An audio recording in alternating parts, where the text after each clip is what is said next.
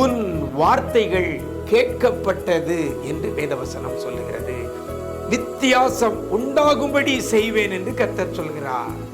நான் உன்னை வெறுத்து விடவில்லை என்று கர்த்தர் சொல்லுகிறார். இன்றைக்கு கர்த்தர் நமக்கு தருகிற ஒரு வார்த்தை வார்த்தை வார்த்தை கற்பனைக்கு பயப்படுகிறவனோ பலனடைவான், பலனடைவான்.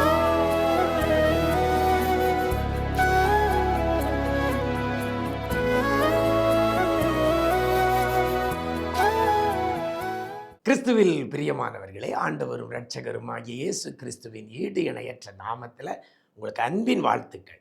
நல்லா இருக்கிறீங்களா?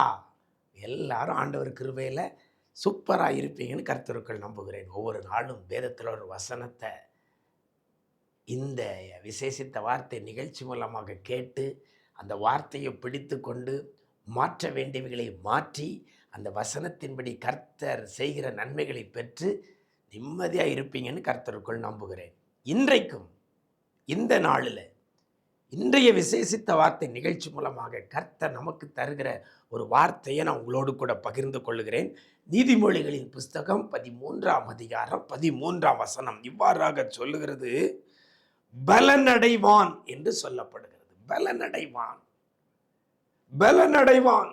எனக்கு அருமையான தேவஜனமே, இன்றைக்கு பலன் அடைய வேண்டும் என்று சொல்லி எல்லாரும் விரும்புகிறோம். பலன், எனக்கு அருமையான தேவஜனமே, பலன் அடைய வேண்டும் என்று சொல்லி வாஞ்சிக்கிற பிள்ளைகளுக்கு கர்த்தர் சொல்லுகிற காரியம் பலன் அடைவான்.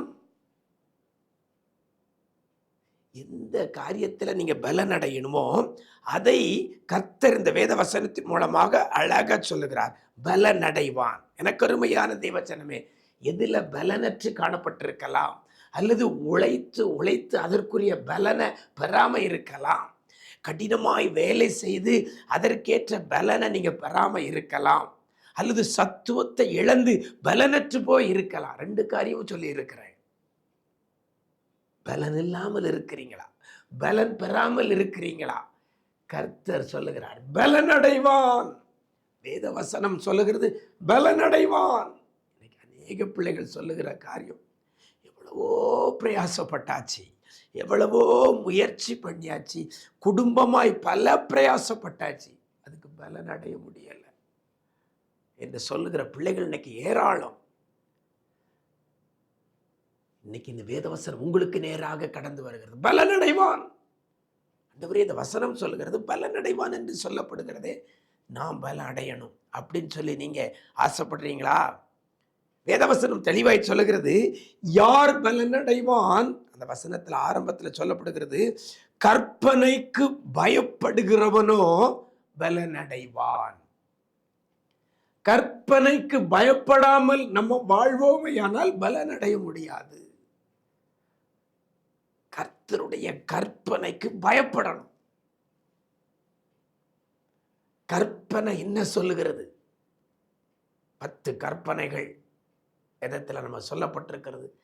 அந்த கற்பனைக்கு நம்ம பயப்பட்டு அதன்படி நடக்க நம்ம வாஞ்சித்திருக்கிறோமா? ஐயோ, கற்பனை இப்படி சொல்லுகிறதே, நான் இப்படி நடக்கிறேனே என்கிற பயம் உள்ளத்துக்குள்ள வருகிறதா? கற்பனையா அது கிடக்குது. நம்ம இஷ்டப்படி நடப்போம், நம்ம கண்களின் காட்சியின்படியும் நெஞ்சின் வழிகளின்படியும் நடப்போம் என்று சொல்லி நம்ம நடப்போமையானால் கற்பனைக்கு பயப்படுகிற மனுஷனாக அல்ல. வேதவசனம் தெளிவாய் சொல்கிறது, கற்பனைக்கு பயப்படுகிறவனோ பலன் அடைவான். இன்னைக்கு நீங்க நம்மளை யோசிச்சு பார்ப்போம், சீர்தூக்கி பார்ப்போம். நான் கர்த்தருடைய கற்பனைக்கு பயப்படுகிற மனுஷனா இருந்திருக்கிறேனா? யோசிச்சு பாருங்க, சிந்தித்து பாருங்க, சீர்தூக்கி பாருங்க, அலசி பாருங்க. இருதயத்தை கடினப்படுத்தி கொண்டு எத்தனை பாவங்களை செஞ்சிருக்கிறோம். கற்பனைக்கு விரோதமாக, கட்டளைக்கு விரோதமாக நடந்திருக்கிறோம் அல்லவா, பார்த்திருக்கிறோம் அல்லவா, செயல்பட்டு இருக்கிறோம் அல்லவா. அதனால தன்னுடைய வாழ்க்கையில் அநேக பலனை இழந்திருக்கிறோம், அநேக ஆசீர்வாதங்களை இழந்திருக்கிறோம், அநேக நன்மைகளை இழந்திருக்கிறோம். மாறாக நீங்க கற்பனைக்கு பயந்து நடக்கிற பிள்ளைகளாக, கற்பனைக்கு பயப்படுகிற பிள்ளையாக இருப்பீர்களேயானால் நீங்க பலன் அடைவீங்க. ஒரு அப்பா பேச்சுக்கு பிள்ளை பயப்பட்டா அப்பா வெறுக்கிற காரியத்தை செய்யாது. அப்பாவுக்கு பயப்படாத பிள்ளையா இருந்தா எல்லா பாவங்களையும் செய்யும். அதுபோலதான் கற்பனைக்கு பயந்து நடந்தால் பாவத்துக்கு நம்ம விலகி ஓடுவோம். அப்படி பாவத்துக்கு விலகி ஓடுகிற பிள்ளையா நம்ம இருக்கும் பொழுது பலன் அடைவோம். பலன் அடைவோம். எதை செய்கிறோமோ அதற்கேற்ற பலன் உண்டு. என்ன பிரயாசப்படுறோமோ அதற்கேற்ற பலன் உண்டு. சரீரத்திலையும் பலன் உண்டு, ஆவிக்குரிய காரியத்திலையும் பலன் உண்டு, உலக பிரகாரமான காரியத்திலையும் பலன் உண்டு. எனக்கு பலன் இல்லையே, நான் செய்ததற்கு பலன் கிடைக்கல நம்ம சொல்ல வேண்டிய அவசியம் வராது. எனக்கு அருமையான தேவஜனமே, ஒரே காரியம், வேதத்தில் கொடுக்கப்பட்டிருக்கிற கற்பனைகளுக்கு பயந்து நடப்போம். கற்பனைக்கு பயப்பட்டு செவ்வையான வழியில நடப்போம். நம்ம செய்கிற எல்லா காரியத்திலையும் பலன் அடைய முடியும். நான் செஞ்சு எனக்கு இதுல பலன் இல்லைன்னு சொல்ல முடியாது. நான் இதுல உழைச்சி எனக்கு பலன் இல்லைன்னு சொல்ல முடியாது. எனக்கு கர்த்தர் கொடுப்பார்.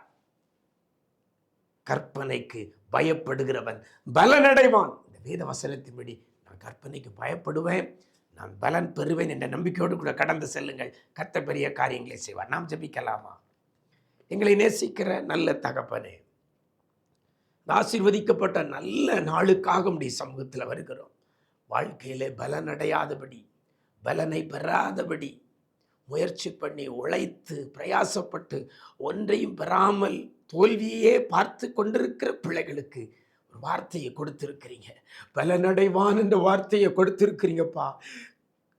கற்பனைக்கு பயப்படுகிறவன் பலனடைவான் என்ற வார்த்தையின்படி இந்த வார்த்தையை கேட்கிற ஒவ்வொரு பிள்ளைகளும் வேதத்தில் கர்த்தர் கொடுத்த கற்பனைகள், கட்டளைகள், அதற்கு பயந்து நடக்க கிருபை செய்யுங்கப்பா. பயந்து நடக்க கிருபை செய்யுங்க. பயந்து நடக்க கிருபை செய்யுங்கப்பா. என் தேவன் பெரிய காரியங்களை செய்வீராக.